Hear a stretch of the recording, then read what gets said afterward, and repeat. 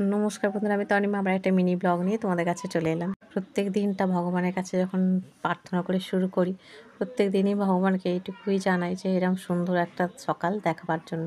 বাইরের দিকে তাকিয়ে দেখছি টিপির টিপির করে বৃষ্টি পড়ছে। রাতে হয়তো একটু বৃষ্টিও হয়েছে ঝিমঝিম করে, তবে ভোরের দিকে তো এখন প্রায় বৃষ্টি হচ্ছে আর চারিপাশটা পুরো ভিজে স্যাঁতস্যাঁতে, মানে বেশ ভালোও লাগে। কিন্তু ওই আর কি, বাইরে বেরোলে একটু অসুবিধা হয়ে যায়।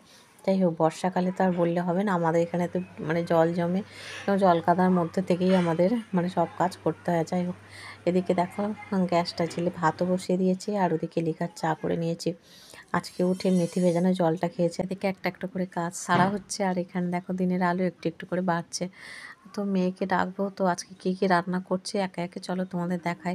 বাইরেটা বেশ চকসমতো হয়ে গেছে, বৃষ্টিও একটু একটু করে কমছে। দেখি আলু পেঁপের এই তরকারিটা মেয়ে বরমশাই দুজনে পছন্দ করে, তো এই তরকারিটা আগের দিন পেঁপে এনেছে বরমশাই। এটা দেখো এই যে রান্না করছি, আর এটা রুটির সাথে বলো ভাতের সাথে বলো মাখা মাখা হয় তো ভীষণ ভালো লাগে খেতে। আর মেয়েকে টিফিনে দেবো রুটি আর পেঁপে আলু ডালনা আর আম।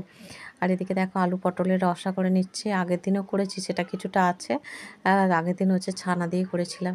আর এখানে পেঁপের এটা মোটামুটি কষানো হয়ে গেছে, 5 ফোড়ন আর শুকনো লঙ্কা দিয়ে ফোড়নো দিয়ে আর পরিমাণ মতো নুন হলুদ জিরে গুঁড়ো দিয়ে পরিমাণ মতো জল দিয়ে চাপা দিয়ে দেবো।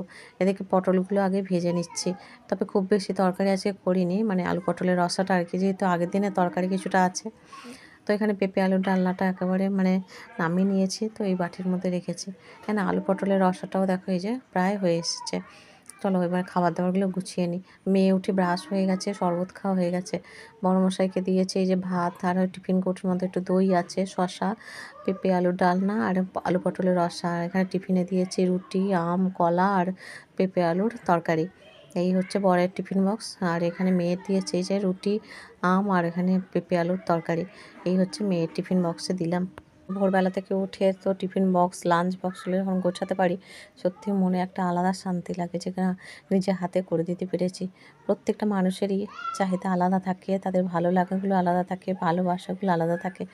আমি এইগুলোই মানে করতে পারলে আমার মনে হয় যে না, ওদের যে করে দিতে পেরেছি এটাই আমার মানে সত্যি কাজের সার্থকতা। কারণ এই যে সকালে টিফিন খাওয়ার দুপুরে খাওয়ার বাইরে কিনে খেতে গেলে অনেকটা খরচারও ব্যাপার, তারপরে বাইরে খাওয়ারও তো হেলদি নয়। বাড়ির সে আলু সিদ্ধ ডাল খেলেও সেটা অনেকটা হেলদি এবং শরীরের পক্ষেও ভালো। মেয়ের খাবার দাবার গুছিয়ে স্কুলে পাঠিয়ে দিয়ে ওপরে চলে এসে একটু চা খেয়ে আর এখন লেগে পড়েছে যে ঘরদোরগুলো সুন্দর করে মুছে নিচ্ছে।